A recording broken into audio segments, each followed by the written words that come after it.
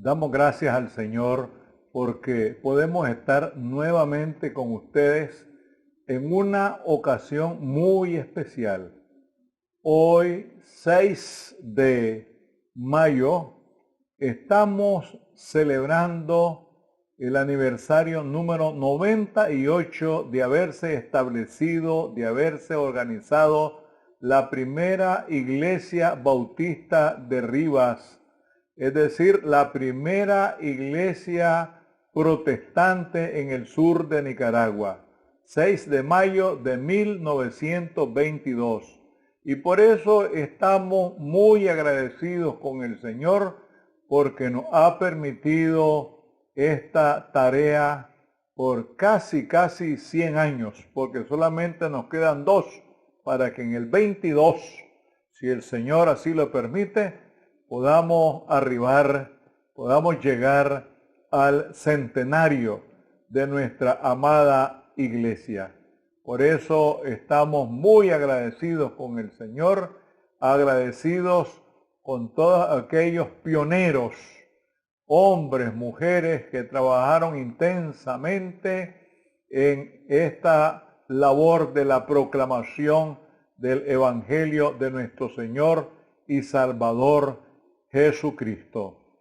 Gracias, Señor, te damos porque en este día especial queremos expresarte nuestro reconocimiento profundo porque nos has permitido celebrar 98 años de haberse establecido tu amada iglesia, la primera iglesia evangélica, la primera iglesia protestante en el sur de Nicaragua. Y por eso, Señor, estamos muy agradecidos, muy contentos, con el deseo que tú nos sigas acompañando conforme a tu santa voluntad, nos sigas dando las fuerzas, las energías, la disposición y la buena voluntad para seguir proclamando el Evangelio del reino de Dios en esta tierra. Señor, muchas gracias y te suplicamos que tú bendigas a todos nuestros hermanos, niños, jóvenes, adultos, ancianos que conformamos tu iglesia, y también, Señor, te damos gracias por todos aquellos que trabajaron intensamente para que esta obra se estableciera en Rivas. En el nombre de Jesús te damos las gracias. Amén. Bien, entonces queremos hablar un poco de la historia, diríamos de una manera bastante limitada, porque no podemos expresar todo lo que en 98 años hasta hoy el Señor nos ha permitido. Pero cuando nos referimos a la iglesia, pensamos inmediatamente en algunas analogías que el apóstol San Pablo en sus epístolas hace, y con mucha propiedad y de manera magistral. Él describe en sus epístolas a la iglesia de una manera anatómica. Por ejemplo, cuando él dice, cuando se refiere a que la iglesia es como el cuerpo humano. Eso por un lado. Y por el otro, cuando él expresa también en términos, diríamos, arquitectónicos, porque él hace la relación o la analogía como un edificio. Lo cierto es que en esta ocasión queremos hablar del origen de la iglesia, cómo surge la iglesia, y lo más esencial de todo esto, y que a mí me ha llamado poderosamente la atención, es que la iglesia surge de acuerdo a lo que dice la Biblia en Mateo 16, 18, de una confesión. Y esa confesión precisamente la hace San Pedro. Cuando Jesús les pregunta, ¿quién dicen los hombres que es el Hijo del Hombre? Ellos empezaron a decir que algunos de los profetas, que Jeremías, que Elías, en fin. Y ustedes, ya la pregunta fue más directa, ¿y ustedes qué dicen de mí? Y ahí es donde surge esa confesión magistral de San Pedro. Tú eres el Cristo, el Hijo del Dios viviente. Y le dice el Señor, bienaventurado eres Simón, hijo de Jonás, que no te lo reveló carne ni sangre, sino mi Padre que está en los cielos. Y a ti te digo que tú eres Pedro, y sobre esta piedra, sobre esta confesión que tú has hecho, porque la piedra es Jesucristo, edificaré mi iglesia. Y algo más, y las puertas del infierno no prevalecerán contra ella. De tal manera que la iglesia de Jesucristo ha pasado por momentos difíciles, por momentos aciagos. Incluso en la actualidad, en China particularmente, están destruyendo templos, están persiguiendo a los cristianos, le están haciendo mucho daño a los cristianos. Sin embargo, la iglesia sigue avanzando. ¿Por qué? Porque es un proyecto divino, no es un proyecto humano. Porque si la iglesia hubiera sido fundada en San Pedro, ya se hubiera terminado. Pero la principal piedra del ángulo es nuestro Señor Jesucristo. Eso es importante que lo tengamos siempre presente. Entonces, la primera iglesia que se conoce, vean qué interesante, es una iglesia, o fue una iglesia integrada por los 12 discípulos de Jesús y Jesús. Es decir, una iglesia integrada por 12 miembros más Jesús. Esa es la primera iglesia. ¿Por qué? Porque ellos fueron convocados, fueron llamados, fueron invitados, fueron congregados. Y eso significa la palabra iglesia, asamblea, congregación. Y ellos fueron congregados por Jesús precisamente. ¿Para qué? Primeramente para instruirlos, para educarlos y después para enviarlos. De tal manera que por eso es que ellos fueron primero discípulos y después apóstoles. Y eso es fundamental en el desarrollo y en la formación prácticamente de la iglesia. Y cuando lo envió, pues la tarea era enseñar también, la tarea de ellos. Enseñar, predicar, discipular, bautizar, etc. Ahora, después de esa tarea importante que hizo Jesús, repetimos, primero nos instruyó, porque no podemos dar lo que no tenemos.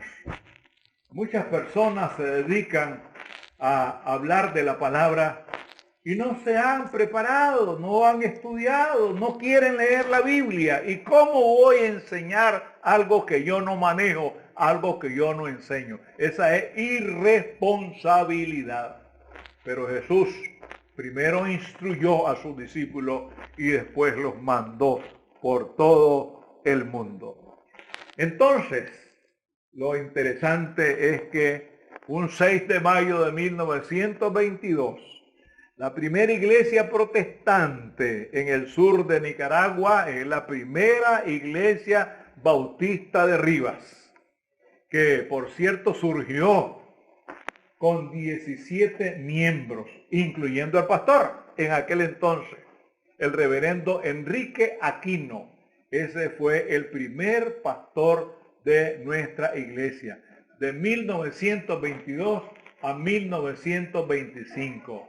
Después de él apareció una dama, una señora llamada Coronada Parrales, por algunos meses nada más, mientras surgía el nuevo pastor que fue mi padre espiritual. Lo llamamos de esa manera porque él fue el que nos instruyó a mis hermanos y a mí también. Y el reverendo Pastor Pérez, él se llamó pastor también, Pastor Pérez Páez, él estuvo desde 1925 hasta 1960. Vean qué interesante, 35 años. Bueno, nosotros también podemos hablar de la extensión de la obra en aquel entonces, a pesar de las grandes limitaciones que había para predicar el Evangelio. Sin embargo, la obra se extendió hacia toda la Nancimí, Los Sánchez, la calle en medio, San Juan del Sur, el Rosario. Y por cierto, todavía guardamos algunos recuerdos cuando íbamos a Nancimí en carreta, cuando no existía esa carretera que hay ahora. Cuando íbamos al Rosario a pie a dar los cultos, y aquello era algo extraordinario. Desde luego éramos niños en aquel entonces, pero guardamos recuerdos tan lindos.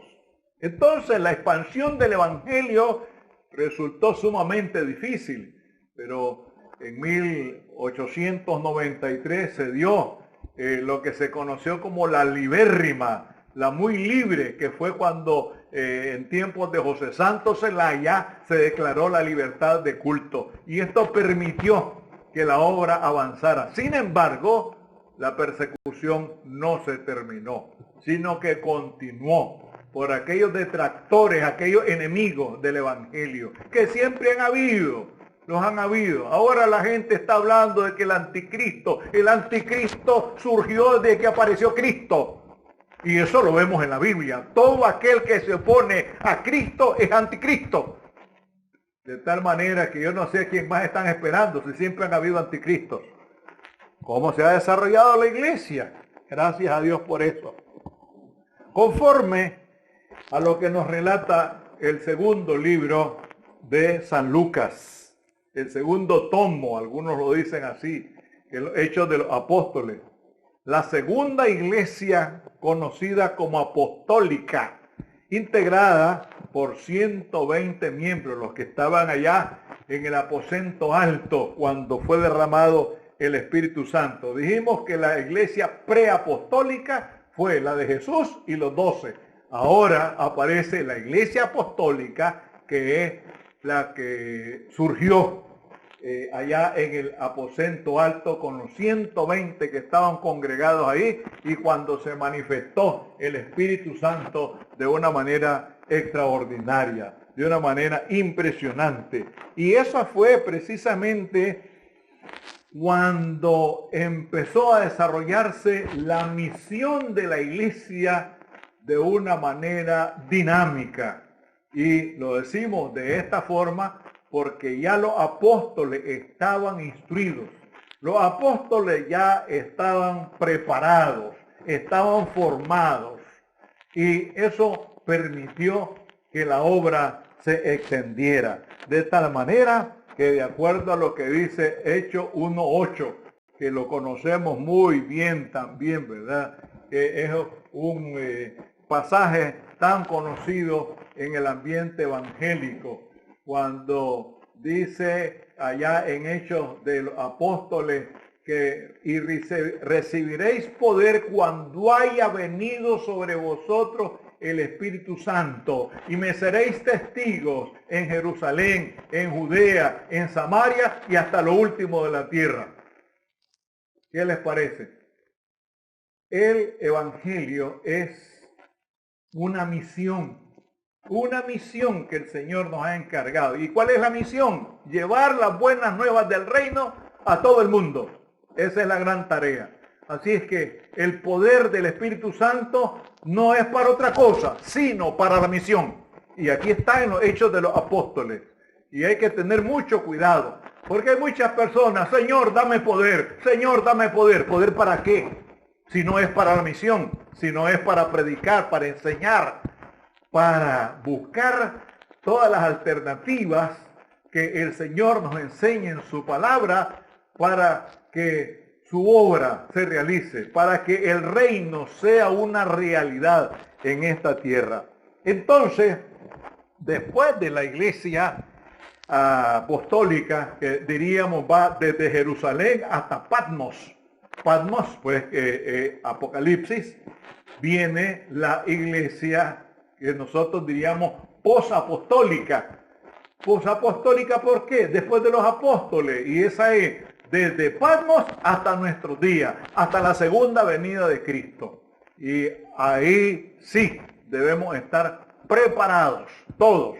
Y ahorita lo que estamos viviendo es una forma de preparación para que nosotros podamos acercarnos más al Señor, consolidar nuestra fe, vivir nuestra fe conforme a lo que la palabra nos enseña. No vivir un evangelio cosmético, no vivir un evangelio de apariencia, como muchas personas lo viven hoy en día, sino un evangelio comprometido con el Señor, con la causa de nuestro Señor Jesucristo en esta tierra.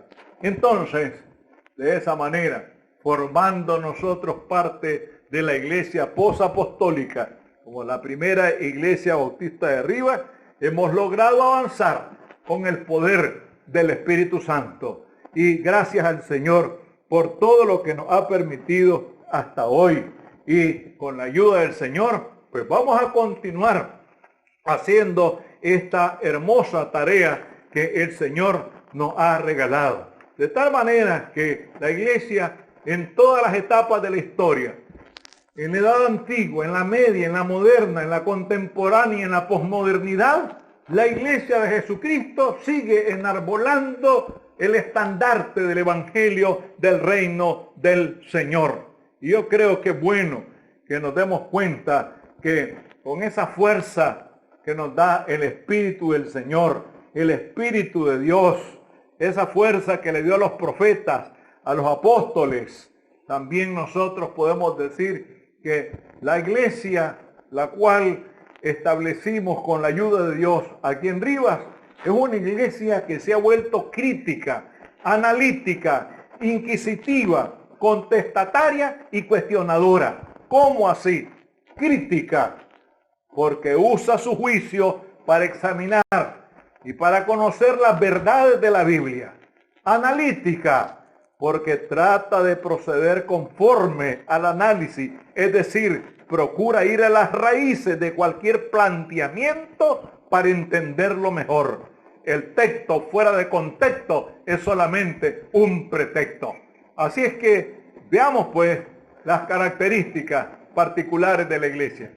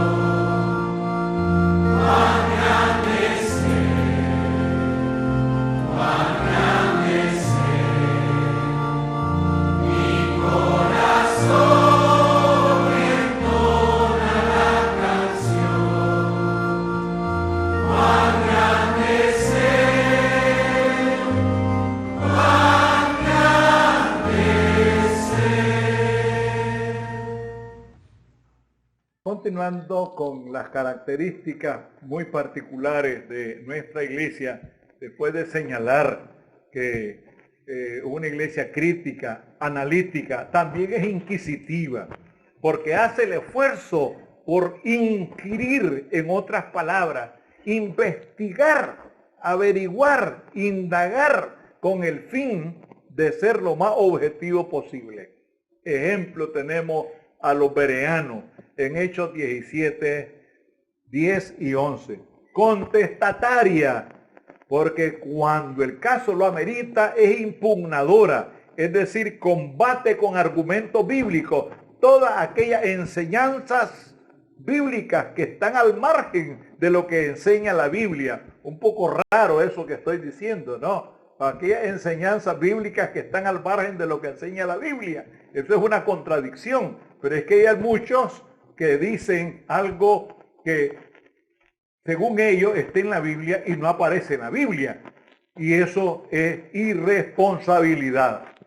Es cuestionadora porque hace uso de la discusión, del debate o la controversia como recursos pedagógicos para aprender a manejar con propiedad criterios básicos en las Sagradas Escrituras. Y eso lo vemos allá en el Concilio de Jerusalén, por ejemplo, en Hechos capítulo 15. Ahora bien, al concluir queremos señalar algo que es muy particular también de nuestra iglesia como bautistas. Los principios que nosotros sustentamos son los siguientes. Número 1, el señorío de Jesucristo. En segundo lugar, tenemos también, además del señorío de Jesucristo, la Biblia como única norma de fe y conducta. Por otro lado, tenemos el libre examen de las Escrituras. También podemos referirnos a la separación de la iglesia del Estado. ¿Cómo así? Dad pues a César lo que es de César, a Dios lo que es de Dios.